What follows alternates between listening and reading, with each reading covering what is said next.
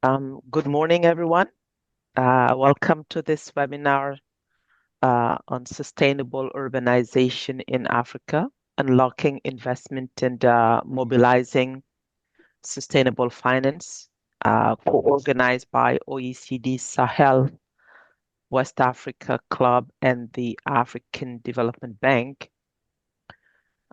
My name is Nana Touré, and I'm the director of the Sahel West Africa Club. We're delighted to host this side event as part of the 4th International Conference on Financing Development. Today's session is inspired by our 2025 edition of Africa's Urbanization Report, Planning for Urban Expansion. It is also part of our ongoing SWAC webinar series, where we dive into the building blocks of sustainable urban growth, land governance, housing, and urban finance. Why does unlocking investment and mobilizing sustainable finance for urbanization in Africa matter? Rapid urbanization coupled with climate change is one of the major development challenges on the continent. Between now and 2050, Africa's cities will double in population, bringing the total urban population to 1.4 billion by 2050. This rapid growth, combined with the pressure of climate change, presents both a challenge and an opportunity. How do we plan and finance the cities of tomorrow? Cities that are inclusive, resilient, and sustainable. Right now, investment in African cities falls short of what is indeed and what is needed, And that is exactly why we are here today, to explore innovative financing strategies, share practical solutions, and spark collaboration across sectors.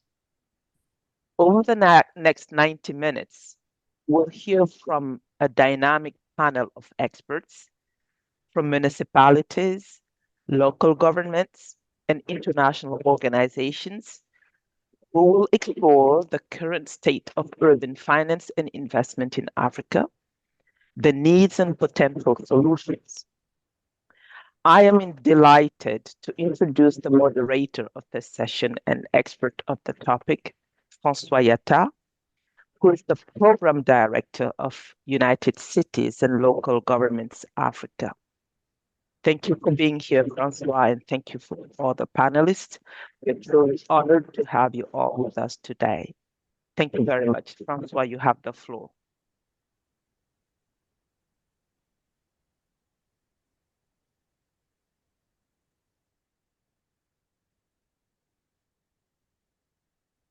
Can François hear me? Yeah, I can hear you now. Okay, sorry. Okay.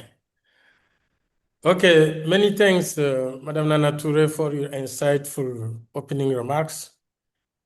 Morning, ladies and gentlemen. Welcome to this African Development Bank and OECD SWAC's webinar on sustainable urbanization in Africa. Our webinar is about urban finance. Urban finance system is concerned with revenue from a range of sources on revenue transfer and borrowing and expenditure. Urban finance is also management of funds and resources in a city, including budgeting, revenue generation, expenditure planning, and financial management to support urban development. So urban finance is critical for a better city functioning. But urban finance is not just to meet the needs of rapidly growing urban population.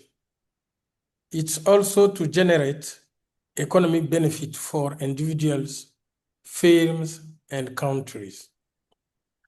A number of evaluations indicate that investment made actually in African cities do not even approximate 1/3 of the amount required. According to McKinsey, reducing the underinvestment in urban area will be an economic gain of around 2.2 points of growth for African countries if their infrastructure was at the same level as that of India or Pakistan. Our webinar is in line with the Addis Ababa Action Agenda, the agenda of the last Conference of Financing for Development, held in 2015 in Addis. In this agenda, a whole chapter 34, was dedicated to urban finance, where countries pledged to step up international cooperation to better assist municipalities and subnational authorities in collecting tax, levies, and fees, helping municipalities also to set up or strengthen their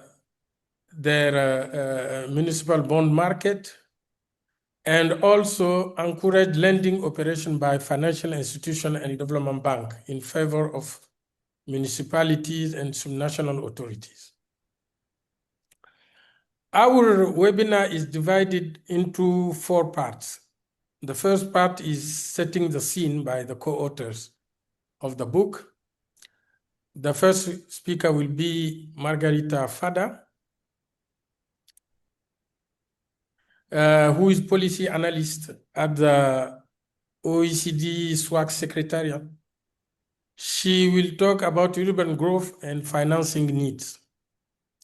The second speaker will be Brilé Anderson, who is Climate, Urbanization and Environment Program Lead at OECD SWAC Secretariat. She will talk about climate resilience. And the third will be Stefan Atchia, the manager of the Urban Development Division, African Development Bank. Stefan will present the main results of the 2025 reports. The second part of our webinar will be need and challenges. Here, we will be listening very carefully people who are dealing day by day with investment need of the cities. The first speaker will be Mr. Lbachir Benhmade, who is Vice President of the Municipal Council of Agadir in Morocco. He's in charge of municipal finance.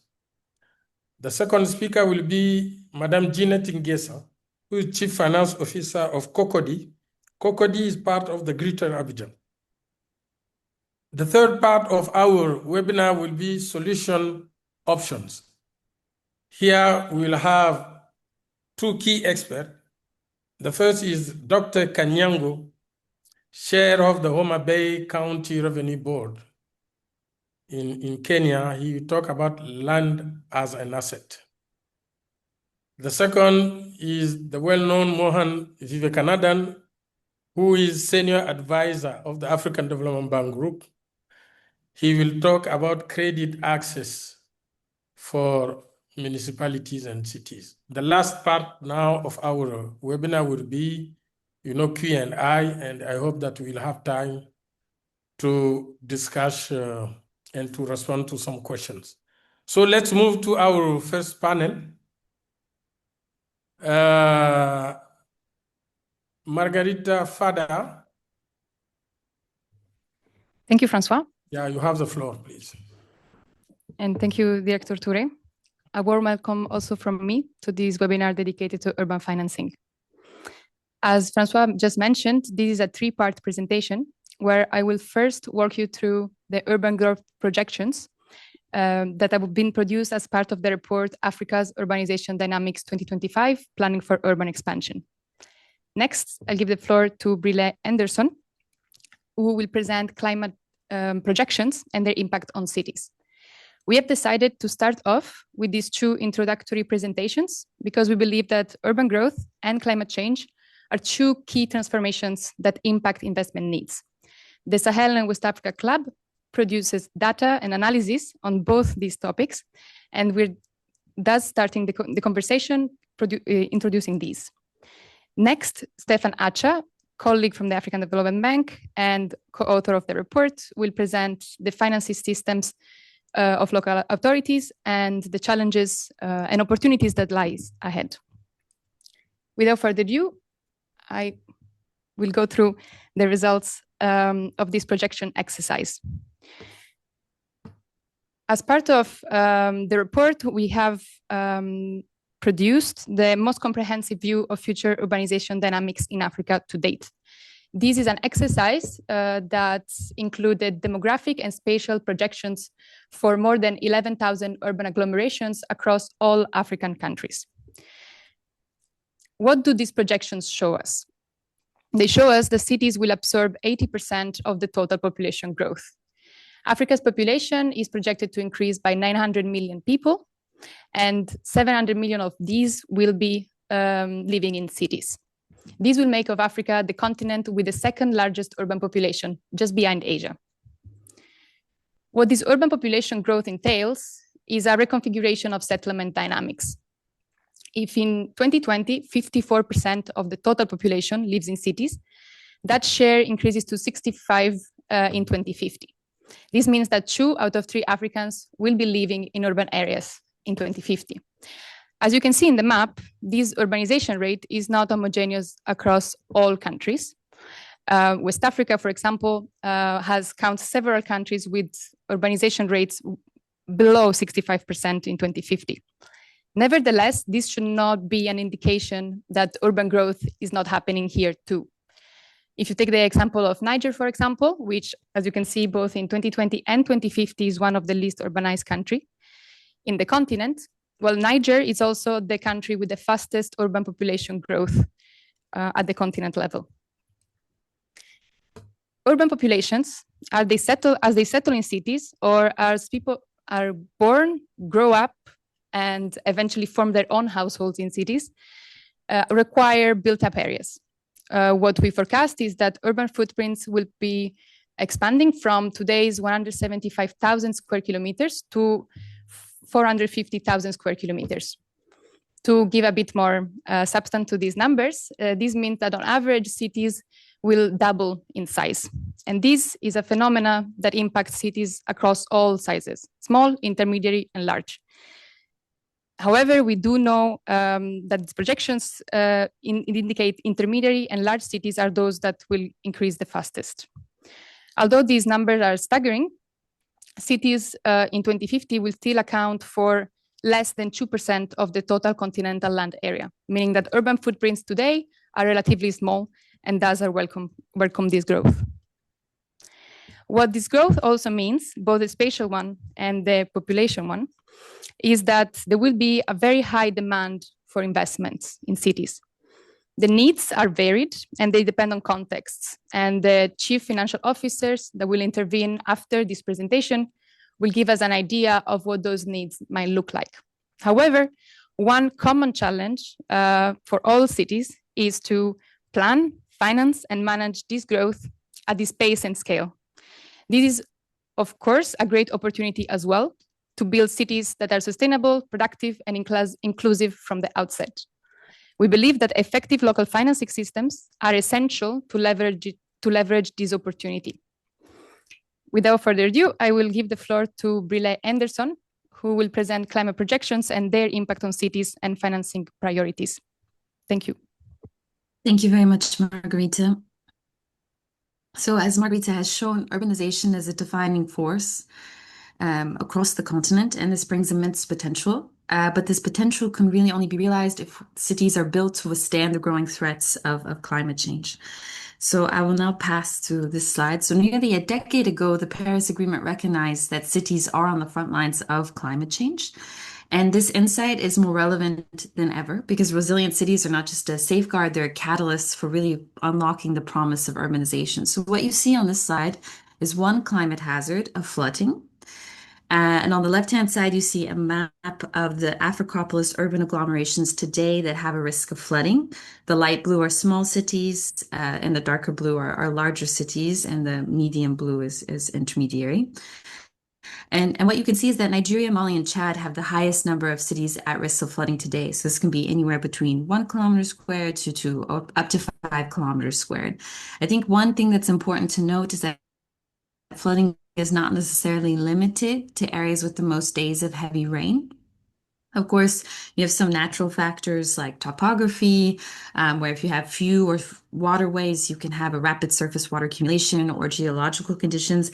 But there are other aspects that cities can control, such as urban development patterns. That's including the extent of your impervious surfaces, the availability of green and blue infrastructure, and also if you have a flood mitigation infrastructure in the city or the lack thereof. All of these influence the severity of urban flooding.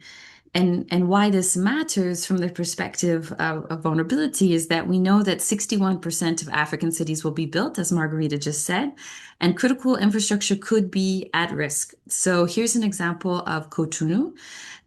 So here in this map, what you see is this kind of blue pixel are the flood zones, and those red dots are buildings and critical infrastructure. And what you can see is that an international airport and port are currently located in flood zones, along with a number of other buildings such as universities and hospitals and so on. And I think what's important to know is that this could have massive economic repercussions here, and this would not necessarily be limited to the city alone, because Cotonou, for example, is a vital node on the Abidjan-Lagos corridor, so disruptions could occur also across the region. So this really underscores the importance of strategic investments, where cities build, how they prioritize resilience moving forward. I'll now just talk about one other climate hazard facing the region, which is extreme heat. So here you can see on the left-hand side a map of the Africopolis urban agglomerations identified for 2050. And this is a worst-case scenario for the future climate. And these are cities that could have over half the year of extreme heat in 2050. And we define extreme heat as the days above 35 degrees. So on average, this is about 212 million people in West Africa could endure nearly 280 days of extreme heat on average annually, if you look at all those cities combined. And those are small cities and large cities and intermediary cities. And that's not just a matter of discomfort, it's really a serious economic concern as well, because this has impacts on health, but also on productivity, especially for sectors that take place outdoors. And this is my last slide before passing the floor to Stefan. So what we can see actually is that also this is an economic concern, because over half of the value added to GDP in many West African countries comes from sectors that are highly exposed to heat. So that's agriculture, mining, manufacturing, and construction. So on the left-hand side of the screen, this is the example of the West African region. On that x-axis, you have the countries, and on the y-axis, you have the value added to GDP. And the color of the bars is the hours lost per worker today. And so you can see that in Niger, for example, over 50% of that GDP is coming from value added to GDP is coming from those sectors. And they're also losing the most hours per worker presently today. So basically extreme heat could result in losses of reduced GDP and shrinking domestic revenue. So this is important from the standpoint of investing in urbanization and resilience. And on the right-hand side, what we can see is more towards the end of the century. So the size of the bubble is the hours lost per worker. West Africa is highlighted in this pink color and the other regions in blue. And what you can see is that in some West African countries, by the end of the century, in a worst-case climate scenario, you could lose almost 2 working weeks per worker per year. So this makes one thing clear, is that we really need to build economic resilience to extreme heat and to flooding and to other climate hazards moving forward. And the decisions that are made today about how cities plan, invest, and build will really determine whether cities become these engines of opportunity moving forward or hotspots of vulnerability. And with that, I will now pass the floor to Stefan. Thank you very much. Thank you very much, Brilé. So the one thing I'm going to start on the financing African urban growth is that the agenda of urban financing and financing cities has now solidly come on top of the forefront of the agenda. It was already there at the level of the city. It is there at the level of national countries. It reminds me of a discussion I had last year at the annual meeting with the Minister of Finance of Rwanda, who said if you don't invest now in cities, tomorrow you're going to have to do it, and it's going to cost you a lot more. And now this element of financing cities is also part of the development partners, the MDBs, such as the African Development Bank. Next slide. We currently see that the report says that current levels of spending are too low. This is something which is obvious. We have the colleagues from that our cities are present right now. On Africa, we're spending on general government direct investment per capita of about $100, just above $100 per person. The world average is 8 times higher. Europe is 17 times higher. Oceania is 18 times higher. Asia 6 times higher. So we're really in a bit of a pickle here. How do we invest a lot more in our cities? The infrastructure gap is estimated between 130 to 170. Those numbers, they vary quite a bit from various analysis, but we can say that they are quite significant. And they are skewed investment. We are having a bit of over financing towards at least there's a bit of over focus in the capitals, and not so much on the secondary cities, the cities with more than 1 million, which accounts for the bulk of our cities on the continent. Next slide, please. Now, the instruments for financing local government are well known to many are probably here. You have seven of them that were highlighted in the document, from the normal intergovernmental transfers, which is a redistribution of the central government budget. And this is actually crucial for government and infrastructure, but sometimes unreliable. Own source revenue. This is where our new president of the AFDB is actually going to put a lot of focus, funds generated directly by local government for their own fiscal powers. And this is one of the elements that probably we should discuss more during this discussion. Land-based finance, of course, property tax. That's one of the drivers in many of the OECD countries.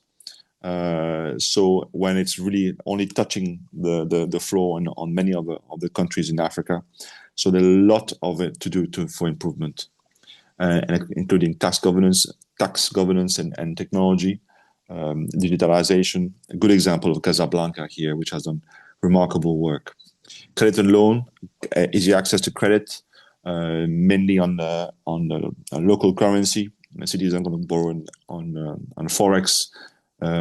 Colleagues from like Mohan would be able to give you a lot more information on this. Concessional grants and loans, of course, potential to improve fund allocation to local government and be able to raise on the local market and through rating agencies. So this is something that is going to come more and more. Capital markets enable local government to issue municipal bonds. This has been done in South Africa, but not generalized. And formal capital markets are often underdeveloped. So that's we're trying to do the same thing here in West Africa with La Bourse Régionale des Valeurs that François has been working with many other countries and cities in West Africa. But basically, we're not leveraging the balance sheet of our cities, and that is one of the core matter. This is a bit of a child that needs to be kind of groomed up to be able to leverage a lot more finance than it currently is. And finally, very important is the role of the private sector. And for that, and a lot of things need to happen, especially on the level playing field, the regulatory framework, to promote effective means of financing, and especially on housing, affordable housing, and the running of utilities. The private sector needs to play a lot more prominent role. Next slide, please. So some of the barriers that we know for investment they're well known. So I'm going to spend a lot of time on this. From regulatory constraint, I just mentioned that. Limited fiscal capacity. Again, that's one of the key work that we're doing, for example, to expand the fiscal capacity, especially on the revenue side. Lack of unified strategy. Basically, it's to align the strategy of the national with the local government. Project misalignment, that is often a bit of the problem of lack of planning and investment priority from the level of government. And that's one thing that, for example, MDBs like the AFDB provides technical assistance to help cities in their planning and their prioritization. Informality is the name of the game, but we need to formalize the sector. And there's often a failure to formally recognize informal settlements, economic activities. It's like our colleague would say that when you have informal transport, informal what we call informal public transport systems that transports the bulk of our people in our cities. But informal transport, they pay taxes just like everybody else in their fuel and so on and so forth. So even though they're not formal, they still bring a lot of revenues to the coffers. So it's a question of maybe to really kind of bring them in, the informal sector, and into the system, with especially using technology that are currently available. Next slide. Thank you. Enhancing urban finance in Africa, those are some of the 8 steps that we're currently doing. If you look on the right, you see currently what are the commitments for the last 5 years. Those are going to be about the same levels. The bulk of infrastructure investment commitments coming from the government, central government. And then, of course, you have the private sector, which plays a very big role. So those are the 2 key elements. MDBs, part of the ICM members, Infrastructure Consortium for Africa, we play a role as well as a lot of bilaterals are very, very, especially from Asia, are very present in their commitments. Transport is one of the big elements of investment. Energy, ICT connection, fiber optics, water needs to grow a lot more, especially sanitation and waste. For example, housing needs to also be a big concern and one of the big priorities for many of our countries, and the cities are very much involved. So you have here 8 elements of the investment, enhancing urban investment on the continent that was identified from unified government strategy, land value management and value capture. We just mentioned about that. Fiscal policy reforms. This actually is part of the new president of the FDB's top priority. Leveraging public and concessional finance, especially on local finance, local currency. Climate finance opportunities, extremely important, especially for private sector. Priority localized investments, invest in key sectors. We just mentioned that on the right. And inclusive investment. Everything has to be aligned with the Paris Accord. Next. Now this is one of the key elements that enables, which is a strength, for example, of the South African market versus other areas, is the importance of governance and regulations. The effective governance adaptable regulatory framework is extremely important to deploy urban investment. You know this probably better than we do. The current strategies and regulations, devolving responsibility, as my friend François always says, we have done decentralization, but we did not decentralize fiscally. So we are behind the curve on this, and how to leverage the balance sheet of cities, big cities, 2, 3, 4, 5 million cities. Population, those really have capacity to be able to invest at least on the local currency element. A conducive investment climate, we just mentioned this. The private sector needs to know what are the rules of the game, and needs to be clear and be able to be enforced. So otherwise, the risk cost is going to be added, which explains why our cities in Africa are more expensive than our competitors, especially in Asia, even in Latin America.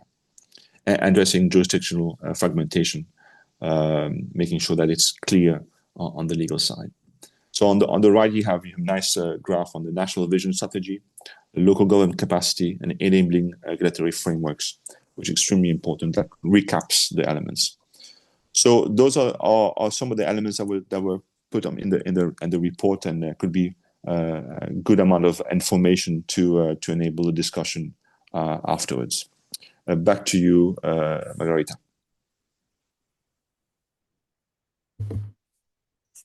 Thank you, Stefan. I yield back the floor to François. François, can you hear us? Yes, I can hear you.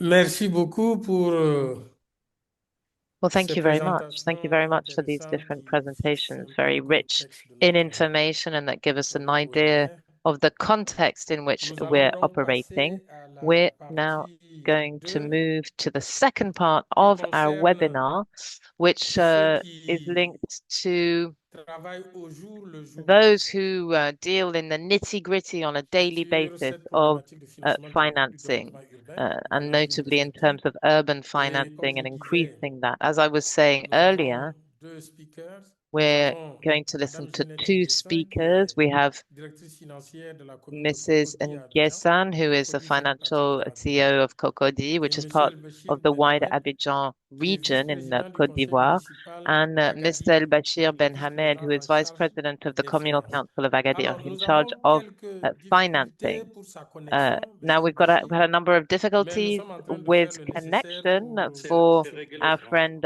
Ah, ok, ok. Benhmade. I'm with Ok, you. I'm with ok, you. ok. Merci, Monsieur Excellent. Lbachir.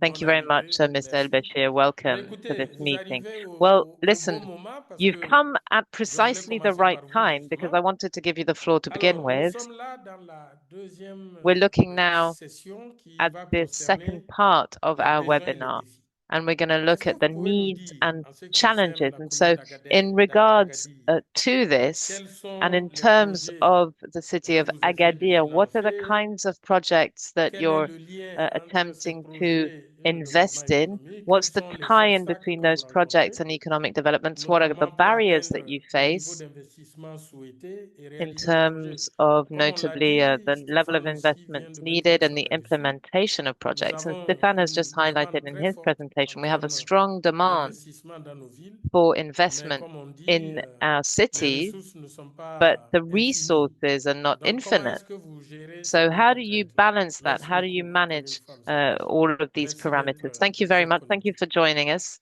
And I give you the floor. Bonjour François, bonjour à toutes et à tous. Bonjour, D'abord, hello François, hello je to pense que all. je dois avoir I 8 minutes pour think I've got about 8 balayer un minutes peu tous ces aspects, toutes ces if questions. Je vais I tenter can, d'être dans le and délai. so I'll try and Ravi speak d'être within the avec time vous pour allotted. I'm delighted to ce be call. here with you En today fait, on this call. nous, quand on a pris les Well, rênes de when la we commune decided d'Agadir when en we 2022, took over the municipality of Agadir in la 2022, ville, de manière particulière, et la région Souss-Massa en général, the region and the city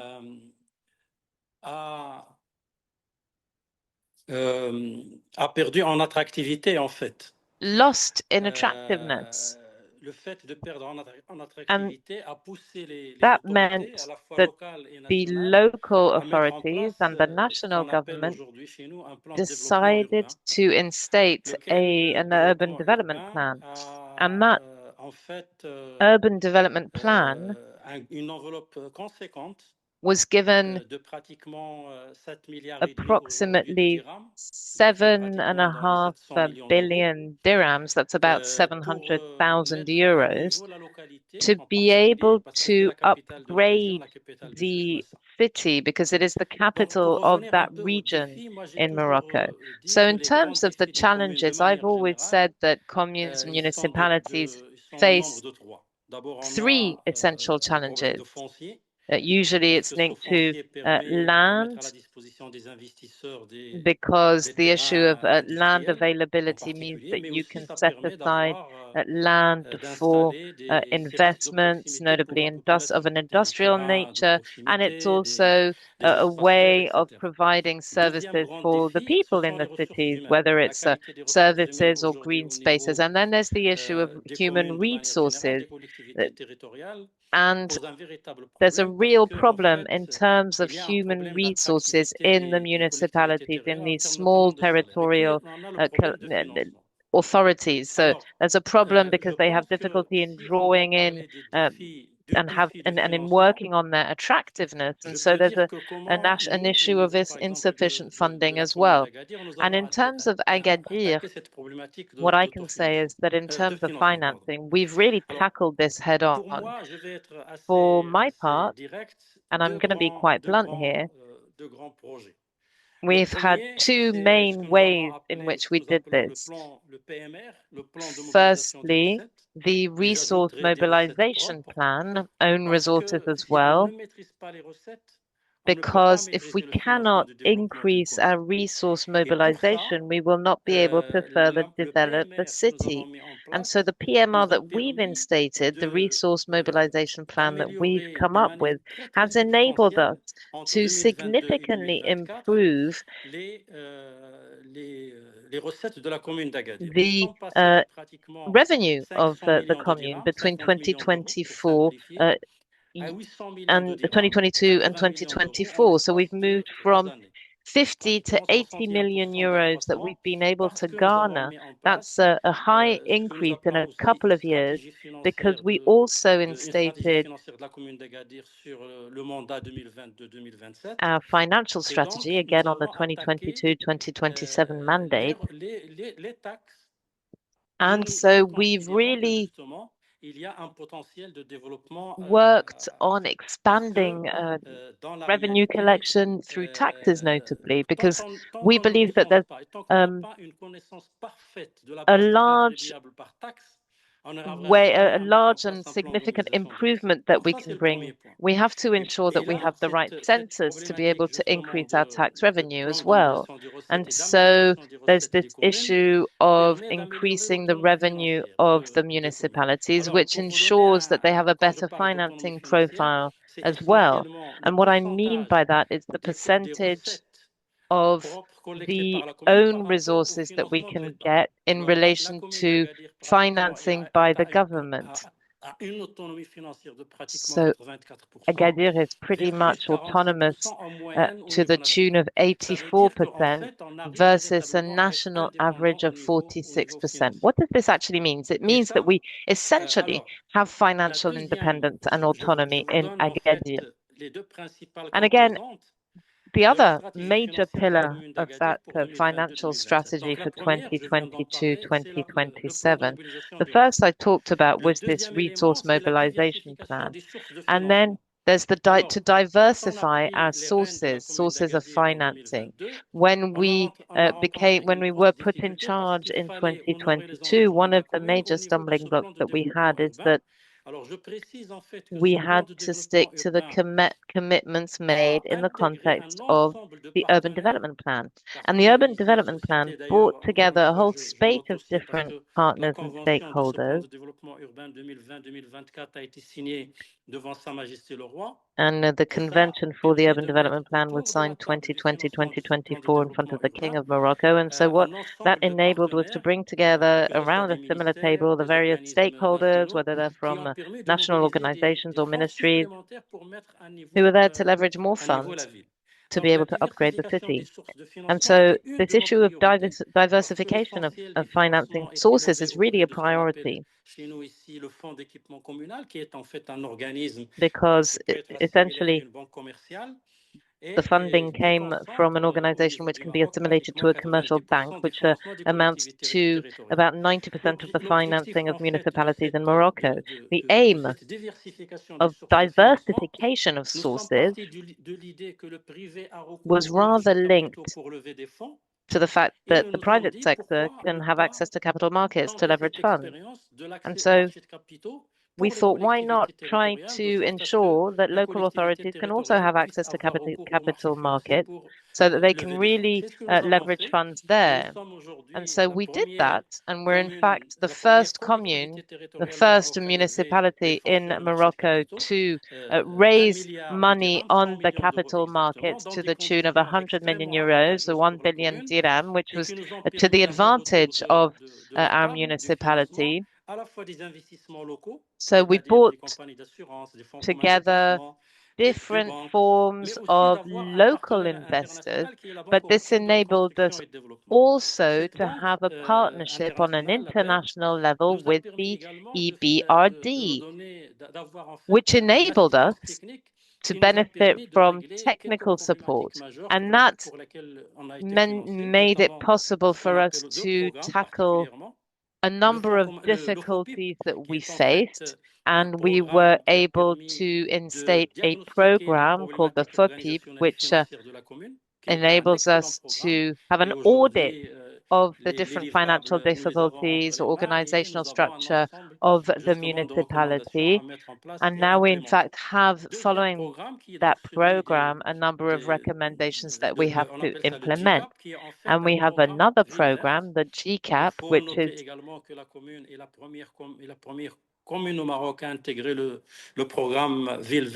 a program that focuses on greening the city.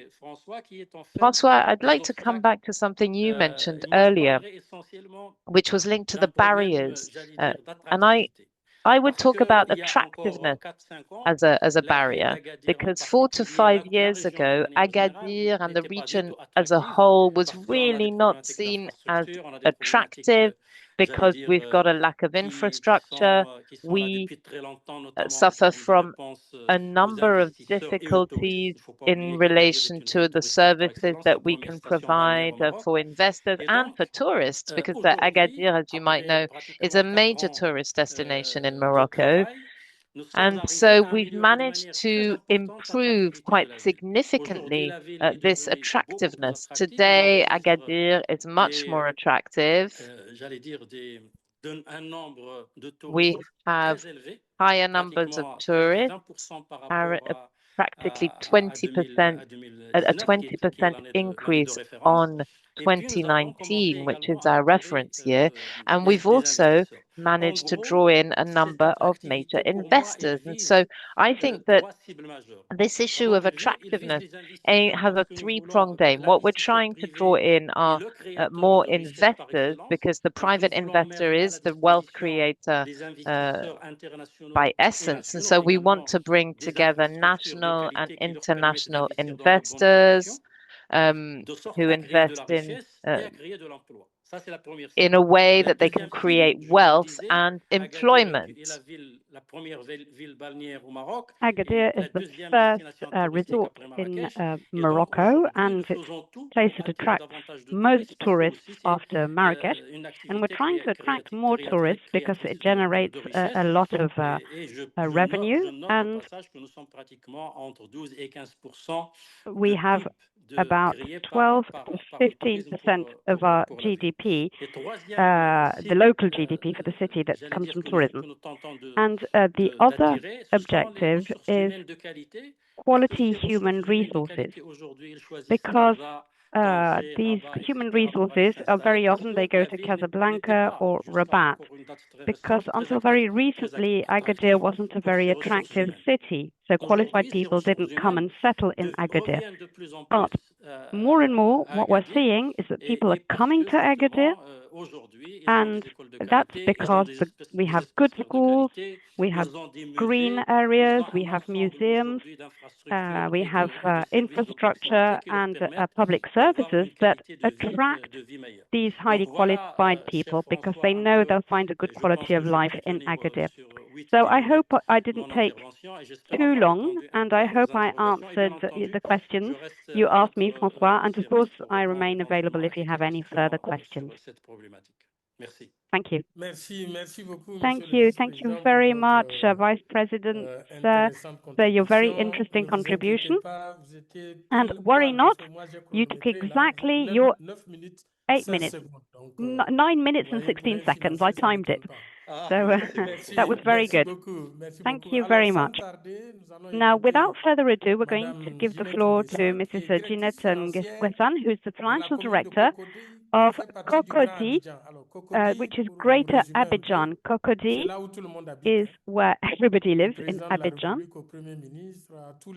The Prime Minister, a lot of people live in Cocody, Abidjan.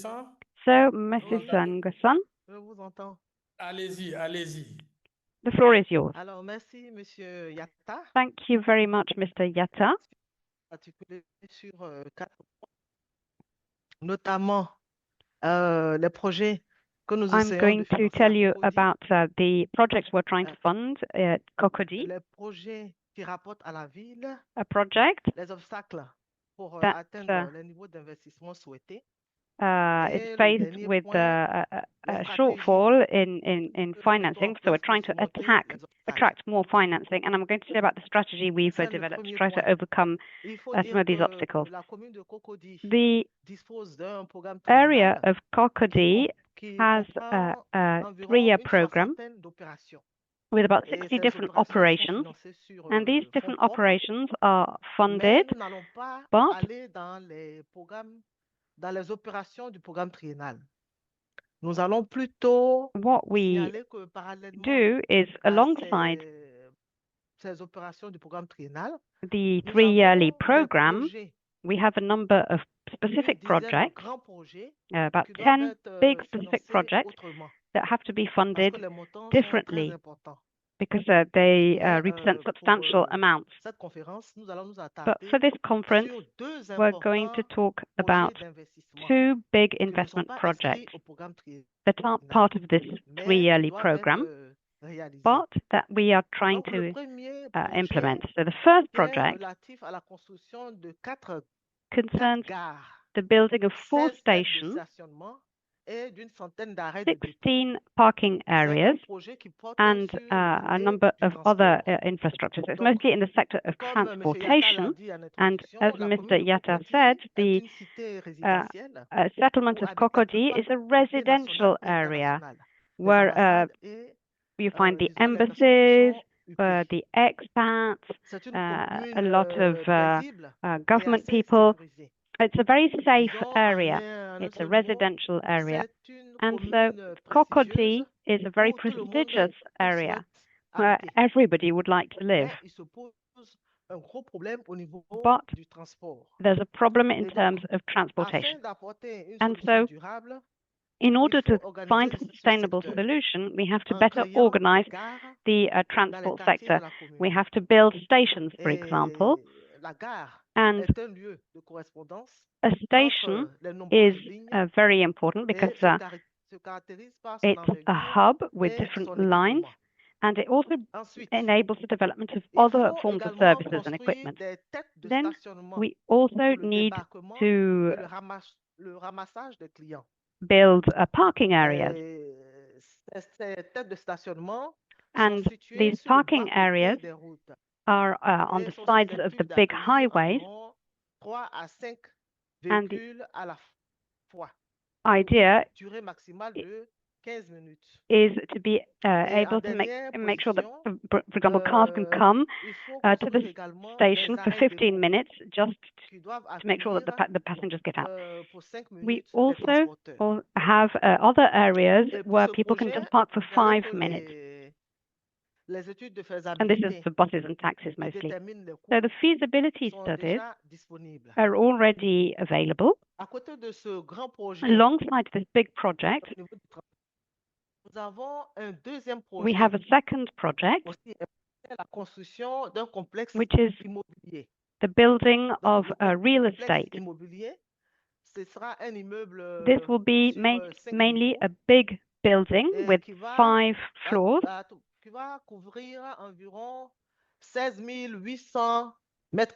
That represents 16,000 square meters. There will be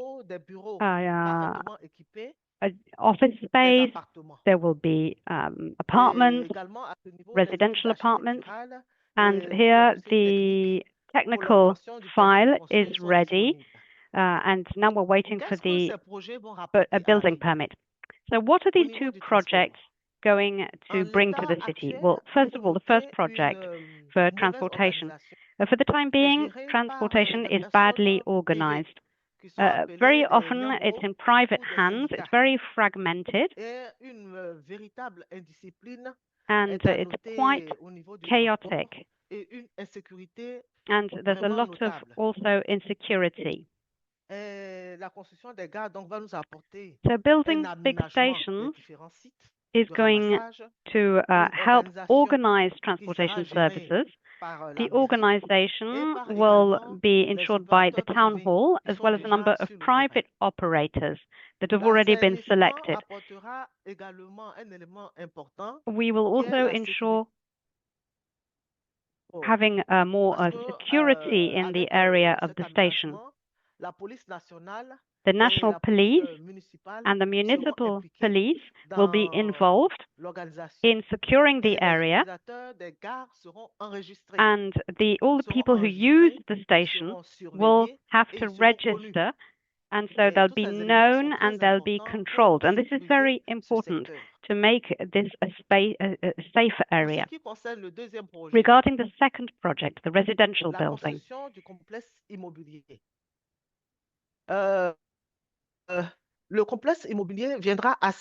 the building will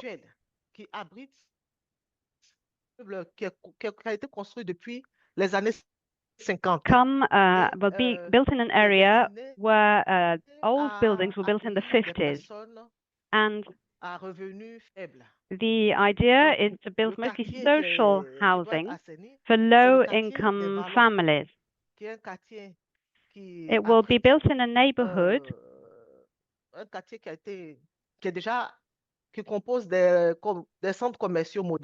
that already has a number of modern commercial centers, for example. It's quite an attractive neighborhood. It has very modern malls, and so the presence of this building will help the environment, because right now the buildings are very dilapidated. They're old buildings that date back to the 50s. So this will really make a huge difference once we've demolished them and built this new building. Now, third point, what are the obstacles to get the right level of investment and to carry out our projects?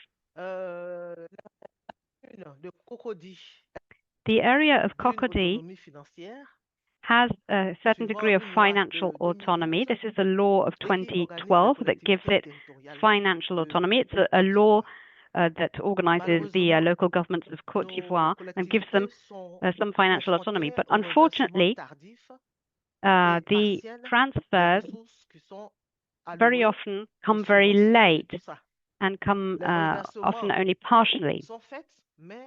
So the transfers do occur, but very often they occur late. And of course, this is not in the hands of the local government. And this makes it very difficult to organize the development of our cities and to carry out any sort of investment project.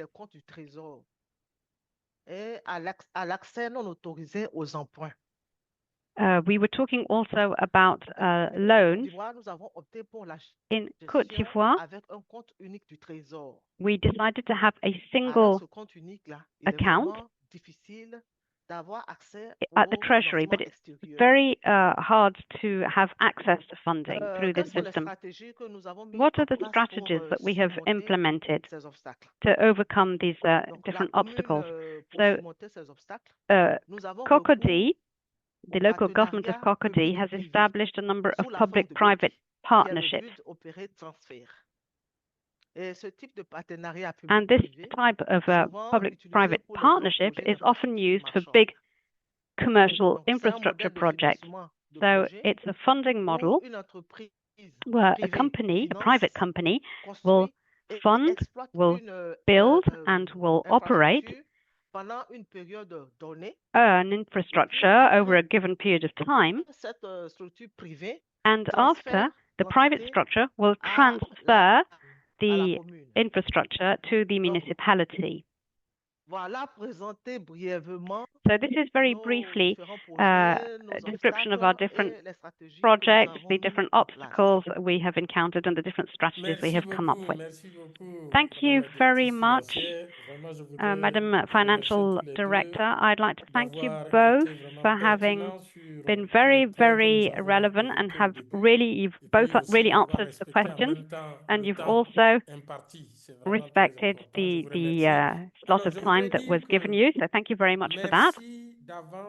And I'd like to say thank you in advance to our two experts who really have to manage these matters daily at Agadir and Cocody. And we're going, I think, to move on to a session that will interest you both. And we'd like to ask you to listen carefully, because we're going to ask you to react to the two next presentations. Part of our webinar, which is solution So we have two key experts. The first is Dr. Konyango, who is chair of the Homa Bay County Revenue Board. He will talk about land as an asset. And the second is Mr. Mohan, Vivekanandan, who will talk about credit access municipalities. So, Dr. Konyango, you have the floor.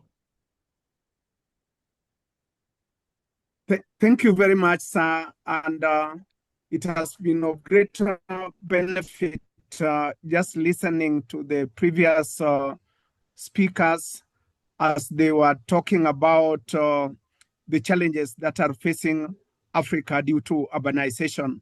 And if you will allow me not to go to the details about the legal and the policy framework and just get to land as an asset, or like the rest of the countries in Africa, in Kenya, land is considered as a big asset that has not been fully utilized. And the role of land for urban financing can be seen in terms of the function of land. First of all, land is seen as a revenue source. And this is because property taxes are based on it, and even issues like land leasing for the users who want to invest in it.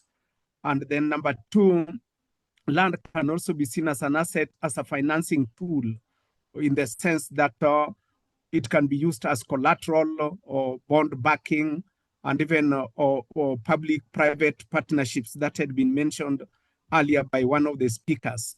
And number three, land can also be used in terms of equity mechanisms, because we know that one of the challenges that we face in Africa is an equal wealth distribution, and funds can be redistributed through effective land use, and even things like affordable housing that can be built for the poor can be seen in terms of equity mechanisms.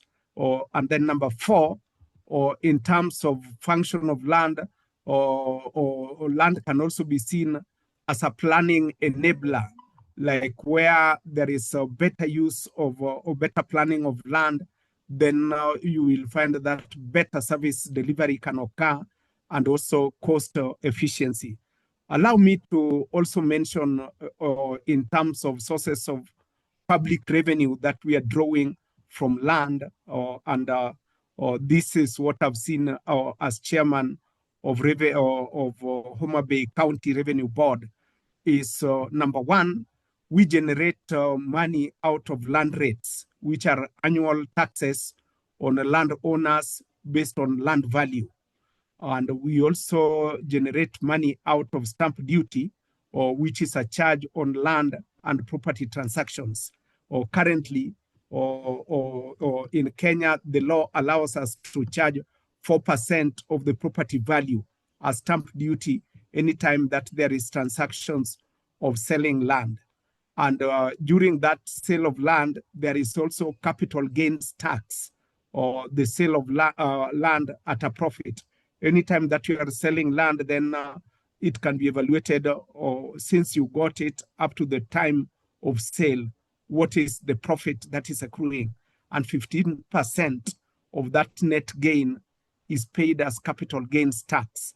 And that's huge revenues that all municipalities, urban centers and cities are drawing. And we also have property taxes and user charges like or parking fees or business permits, or that also help to raise revenue. And I don't need to delve into the fact that all these revenues that are generated really go into helping to finance or the cities that we have. And there are also areas that can be singled out. Land is often used to secure financing, which has been Yes,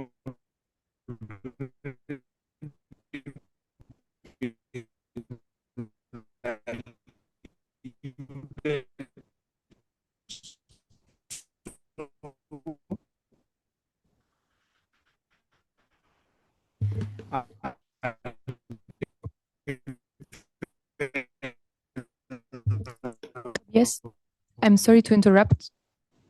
We are not hearing you correctly.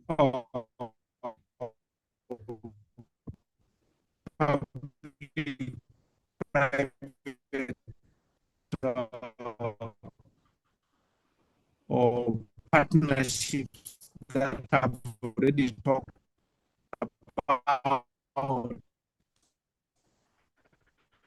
But allow me to mention that of more significance and or immediate use to local governments, urban land or can be used to generate revenue if there is proper planning. Yes, go ahead.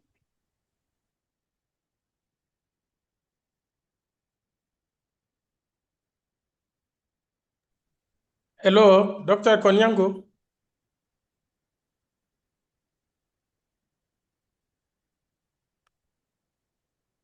Dr. Konyango, can you hear me?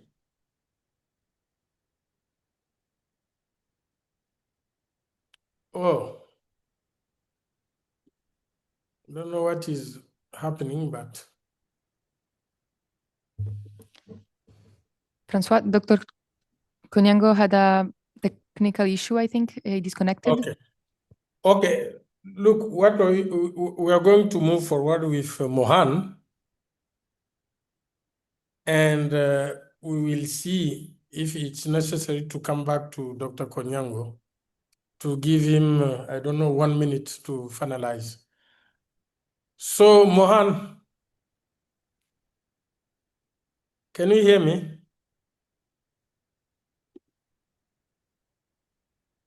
Mohan? Oh.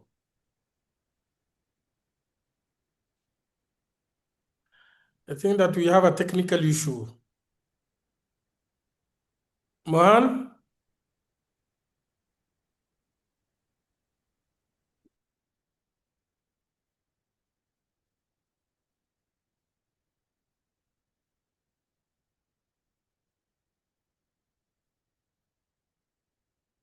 François, Dr. Konyango is back on the call, but Mohan dropped out now.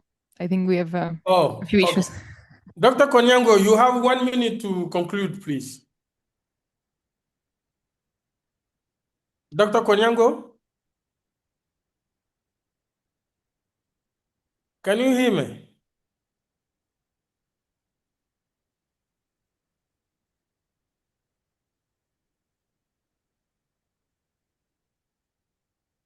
I know it's not ideal, but may I suggest that we start the Q&A, and then as soon as we solve these technical issues, we can... And Mohan? Alors, Mohan? Oh.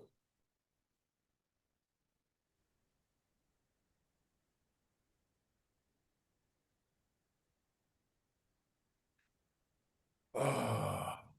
Okay, I don't know. Dr. Konyango?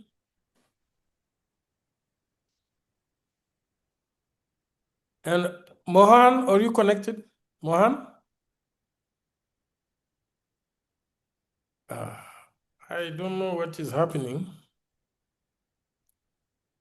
But... Mohan, you have the floor if you can unmute yourself.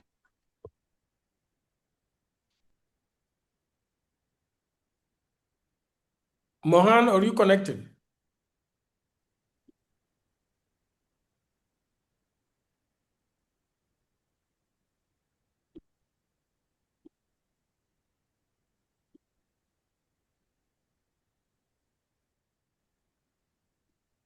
Oh. So... Hello, can you hear me? Yeah, now, yes. Yes? Okay. Please go ahead, yes. Okay, great.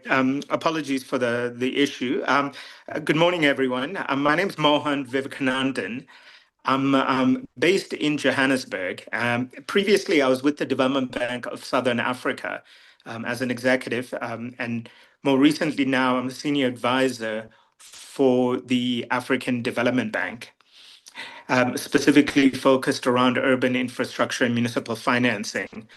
I think the key comments that I wanted to make were that, and this will leverage some of the comments that have been made by the various panelists, is that from a financing perspective, traditionally the ideal method would be able to use the resources of municipalities and city on balance sheet mechanisms.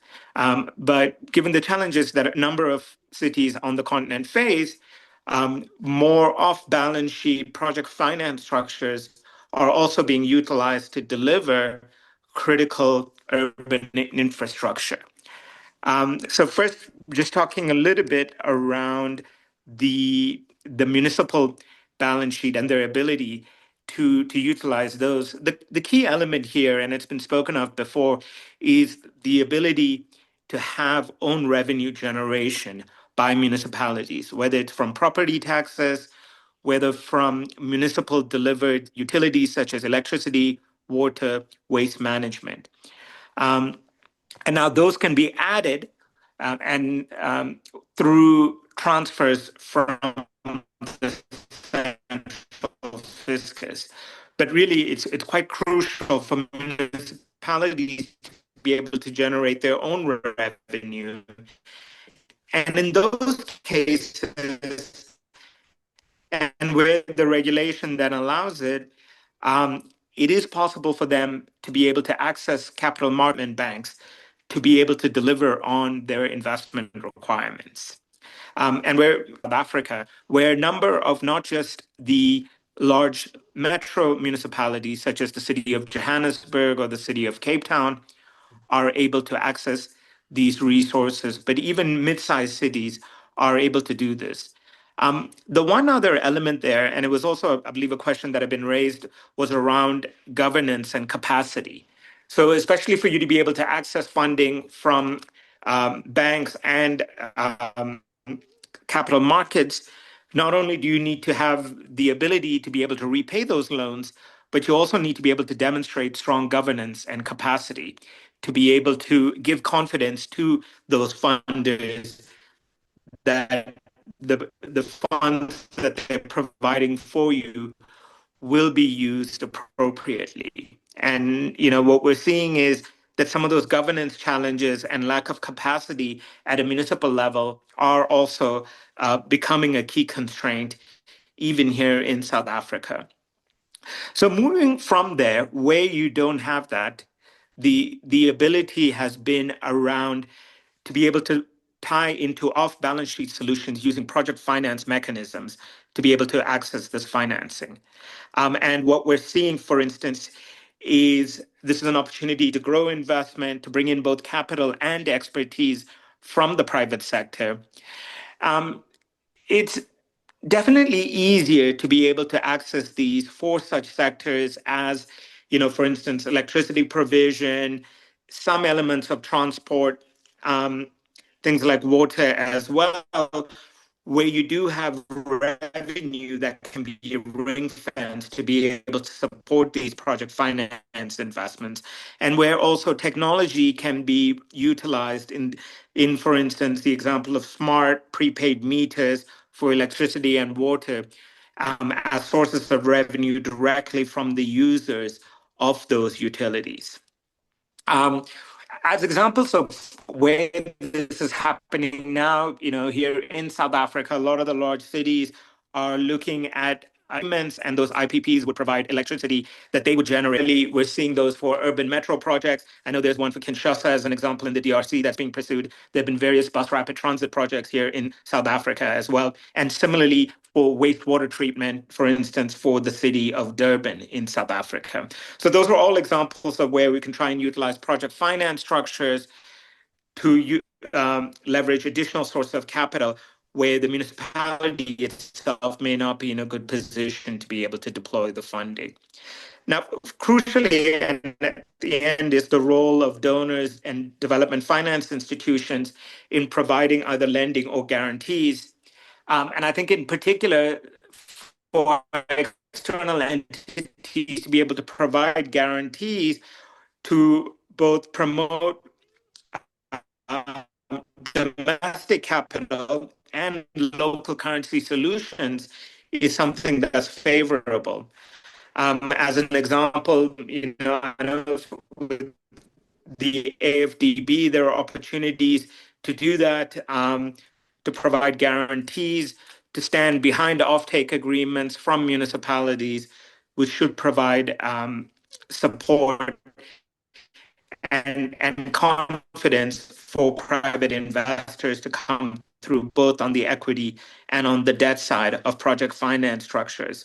And in my previous life, we were also working UNCDF to be able to tap into a European Commission guarantee facility for urban infrastructure with a focus on the African continent. So I think those are also mechanisms that can be utilized to bring in structure. So let me stop there. Thank you very much. Many thanks, Mohan. I think that we are going to move straight for the last part of our webinar, which is Q&A. I will first ask, the CFO, our colleagues from Agadir and Cocody, if they have something to tell about or question about, what Mohan and Mr. Konyango has said. Monsieur Lbachir? Oui, François. Merci aux deux derniers intervenants. Yes, thank you very much to the last two speakers for their very relevant points. I wanted to react, and I'll give a reaction first to what Mr. Vivekananda said. When you talk about capacity and governance capacity, I think one of the major issues that we have faced when we tried to raise capital on the capital market for the commune of Agadir is the following. Effectively, it's linked to investor confidence first and foremost, and actually that's what Mohan was saying, this issue of investor confidence. When we decided to issue our bonds on the Moroccan markets, we did a roadshow actually with the investors to talk to them about how the local authorities are structured and how they work, because in actual fact, they didn't really know how they operated. It's the first time that there was a bond by these municipalities on the Moroccan capital market. So they really needed to understand how they how we would be able to reimburse the loans, the kinds of mechanisms that we have to be able to guarantee our reimbursement rates. And so this roadshow meant that we could cover a whole spate of issues. And so we were able to actually raise these funds without any collateral, either at the level of the commune or the state. And so that was amazing. And it's really linked to this issue of investor confidence. And just to finish up on what Mr. Vivekananda was saying, in terms of behavior change of the people we have to convince, we had to convince the staff of the local authorities as well, the ministries, to be able to go to these capital markets. That means the financial markets authorities, the various ministries, and the investors. So effectively, we had to convince everybody involved and convince them that it was an operation that could garner success. And then in relation to international investors, and again, this is why governance really is of the essence, is that you have to be careful and watchful of a number of different things. You've got reporting obligations that have to be undertaken on a regular basis. And this isn't necessarily an easy thing to do, because this relates back to what I was saying about the human resources shortcomings that we have in the municipalities, because it's actually quite a big effort in terms of time. And so in terms of what Monsieur Konyango was saying, I think that this idea of land as an asset, and I would focus it more on how to add value from the assets that local authorities have. This is something that we work on. We've got difficulty with our assets, and I don't think this is particularly the precinct of Agadir only. It's true in various municipalities in our country, and I'm sure in other countries under development as well. And so with GZ support, we managed to have a project to ensure that we can tie in the accounting mechanisms and link them up to national accounting. In that context, we have a number of issues with the assets of our towns, and this is something that we've been working on for a number of years as well. And we're going to continue to work on this in 2025, 2026. Why? Because this kind of opening balance sheet is a real means by which we can fund investors and increase our autonomy. Thank you. That's what I wanted to say. Thank you very much. Over to you, Madame Guesson. Have you got something you would like to say specifically? Hello? Yes, you have the floor. Well, I wanted to thank the speakers. We've had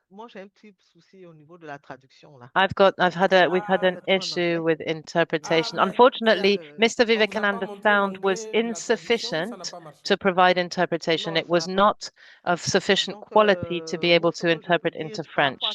In relation to what I've understood, says Mrs. Nguesson, what I wanted to say was that in terms of these international organizations, I think it's important that they understand the difficulties that we face in terms of the revenue that we can garner. We're in West Africa, and so the path that we're following is very different to the one followed by Morocco, for example. So access to external sources of financing is really quite difficult for us. So I think this is what we need to focus on if you really want to provide support for urbanization in Africa. We need to work together to be able to see how we can overcome these obstacles and ensure that we can have proper devolution, such that our communes and municipalities can actually have access to these sources of funding. And I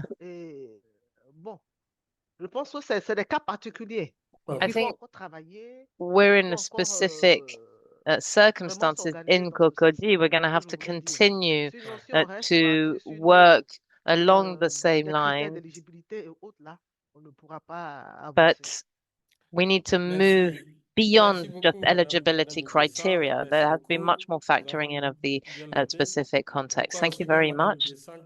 And I think indeed that both Mrs. Nguesson and Mr. Lbachir have pointed out the fact that in line with the support that's provided externally to these municipalities, you have to link it up with conditionality, for example, focusing on decentralization, which also heightens the autonomy of cities and their wherewithal. A number of questions now, but I think that we don't have enough time to discuss all these questions, so I can talk about some of them. a question to Stefan and Mohan. The question is, how can local government be empowered to be able to meet up their responsibilities of enhancing urban financing so that urban sustainable development can be attained? Okay, now you have another question for Margherita and Brilé. We are currently challenged with flooding and its related effects across Africa. We also know the donor funding landscape has shifted significantly with less concentration to urbanization. What does OECD SWAC plan to do differently to promote financing of cities, both in Africa and the global community? How are you going to measure impact and prudent utilization of these resources? Alors maintenant, il y a une question pour M. Lbachir et a question for Mme Mr. Nguessan. Lbachir Qu'en and est-il Mrs. de la Nguessan. gestion des marchés locaux? What about local Est-ce que market leur gestion est sous la management? responsabilité de vos Is that municipalités? under Si the oui, remit quelle of est the leur contribution municipality? And if dans la yes, what mobilisation is des the ressources? contribution of local market Please, I in will mobilizing ask resources? a minute for each, because we don't have enough time. We have to conclude. So please be precise so we can move forward. Okay, Stefan and Mohan. I think that the first question was for Stefan and Mohan. Stefan? Merci, François. Thank you very much, François. I'm going to answer in French so that Mrs. Nguessan can also hear. Well, for the African Development Bank, what we do with municipalities is basically two things. And I really liked, by the way, the approach of the Vice President of Agadir. So first of all, the income system. So in Côte d'Ivoire, for example, we work providing technical assistance to the country. It's a support to help generate income at local level. And we work with the General Ministry for Decentralization. So that's to improve income flows through, for example, land tax or property tax. And what the Vice President of Agadir was saying regarding how to control your estate. And very often the local governments don't control these flows of financing. The second thing is to have specialists like Mohan to try to figure out where the markets are, where the opportunities are, and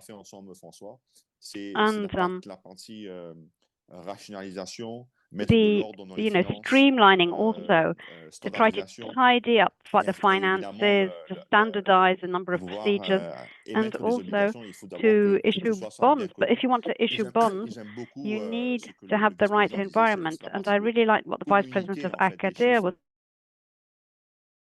saying, to work with the investors, be it the local banks or the development banks. So I'll stop here, and maybe Mohan can also add. I think just the quick answer is it's around land and using the value of the land, for instance, through property taxes. So the local governments must be able to capture a fair portion of that revenue for their own purposes. One, to capacitate themselves, and then two, to be able to make proper investments. Now, that's where entities like the AFDB can work with cities that are keen to, use new methods to improve their property tax collections, investments in digital and other means.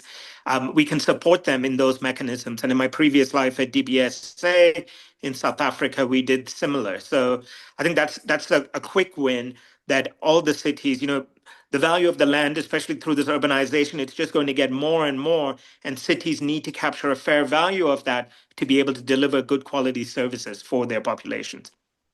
Many thanks, Mohan. Margherita? Thank you, François. So shall I repeat the question? So We're currently challenged with flooding and its related effects across Africa. We also know the donor funding landscape has shifted significantly with less concentration to urbanization. What does the OECD SWAC plan to do differently to promote financing of cities, both in Africa and the global community?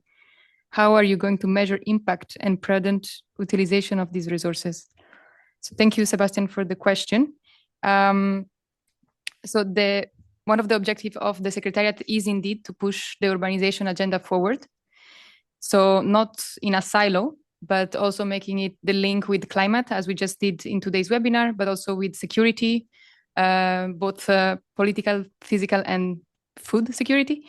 And we do this in different ways. So there is data production and analysis, which are made freely available to use online. But in order to reach the most relevant users, a concept that we call data subsidiarity. So in order for the data and the analysis to really be used where needed, we organize workshops. The most recent of these was in Ouagadougou with the UMOA. But not only, there's also conferences, and we are keen to hear from local governments, and not only, if they want to liaise with us on how to use this data and how our analysis contribute directly to these challenges. We are not, however, a financing organization per se, so we don't have a say in how specific funding is used by, say, donor directly. Of course, we are in conversation. The club is a dialogue platform, so we are a link, let's say. François, let me know if I answered the question, and I'm sure either I can complement or Brilé will have something to say. Yeah. Okay, Brilé. Yeah, just to build on what Margherita said, I think that the data that is made available and constantly improved is a way of also accessing financing, whether that be project-based financing or just to better understand the situation that is going on in a particular municipality. And just to add on to those capacity building aspects, so we do that not only at the regional level, as was mentioned by Margherita in Ouagadougou, at UMOA, but also with local actors as well. And so we do those online and also in person. For example, we have trainings on tracking green spaces or how to use open data from various sources to do that. And so we try to make all of those tools available and openly accessible. Thank you very much. Okay, thank you. Now, Madame Guessan et Monsieur Lbachir, à propos des marchés, est-ce que vous avez quelque chose à dire? Qui gère ces marchés? Would you like to add anything regarding the market? Who manages the market? What opportunities do they present? And you have 1 minute each. Well, François, to answer that question, I think that in Agadir, the contribution of markets to mobilize income isn't that big, actually. And so our efforts mainly concern taxes, because that's about 80% of our income. So I'm talking about the property tax, the professional tax, the tourist tax, the tax on non-built land, etc. But otherwise, the market doesn't really play a major role for Agadir. Mrs. Nguesson? Yes, regarding Côte d'Ivoire and Cocody specifically, markets don't play a very major role either. And we also use taxation mostly, and a lot of small taxes on the market because our traders aren't big traders. And so, of course, the income isn't very, very substantial either. Okay. We rely mostly on property tax or land tax. That is our main source of income. Okay, so thank you for your contribution, your questions, and so we are out of time. We're to the last part of our webinar. So I'm going to give the floor to Madame Tognia Darline, who is the coordinator of the Urban and Municipal Development Fund of the African Development Bank. Madame Tognia.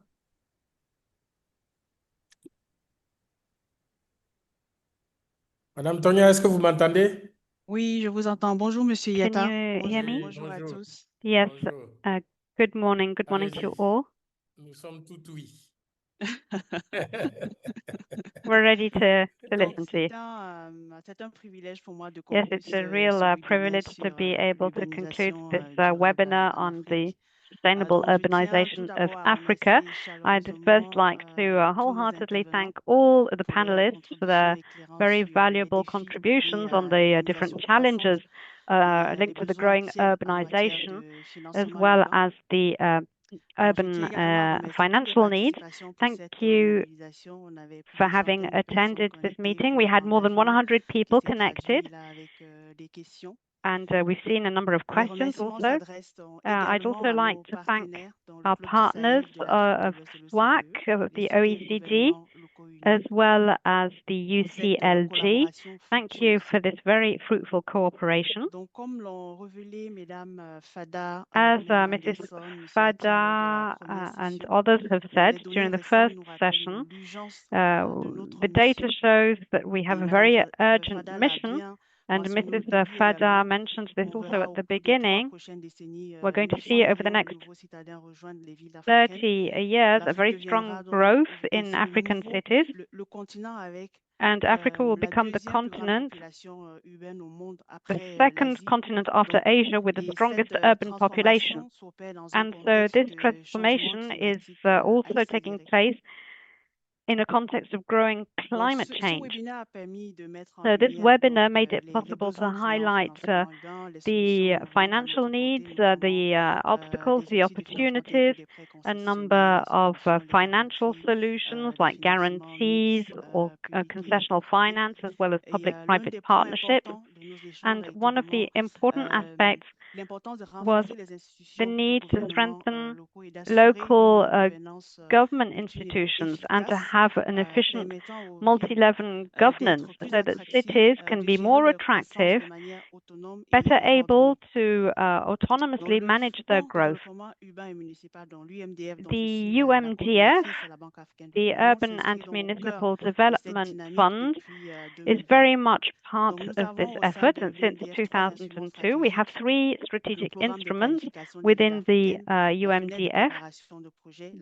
The access to by municipalities the funding is the third, and we really act on the whole chain. It's an integrated approach with technical assistance for a strategic urban planning, preparing the investment projects to be resilient in the face of climate change, and making sure that cities can be more attractive, as we've said, and mobilize local resources, and also making sure that cities can have access to financing for the different projects for urban development. So we've seen that urban planning is important. We also need efficient governance. These are all levers to unlock urban investment. And if we want sustainable cities in Africa, we need four major elements: a continued cooperation between all the stakeholders of urban development, strategic partnerships to unlock investment, an integrated approach with better proactive planning, and also we need to make sure that we adapt to climate change and develop nature-based solutions. So to conclude, urbanization in Africa is a big challenge, but it's mostly a big opportunity, I think, for us all. We have different tools, and we have the political will to really ensure this urban transition and make sure that it leads to sustainable prosperity. So the UMDF will continue to be a major partner to make sure that we have resilient, inclusive, and prosperous cities in Africa. Thank you once again. Thank you to all the participants, all the panelists, for this very interesting discussion. Thank you for your commitment, because by continuing this dialogue and this cooperation, we will be able to build prosperous and resilient cities in Africa. Thank you very much. Merci beaucoup, Madame Darline. Merci Thank pour you very much. Thank you very much for these de conclusion. closing remarks. Let me just give the floor now to Margherita. Thank you, François. Yeah. Well, we are a bit out of time, but this is the end of the webinar. As Director Touré mentioned earlier, this is the second of a three-part series. So we invite you to register for the housing webinar using the link in the chat, if possible. I wanted to also thank all the participants and the speakers. This was, I really enjoyed the discussion, and I hope this is just the start.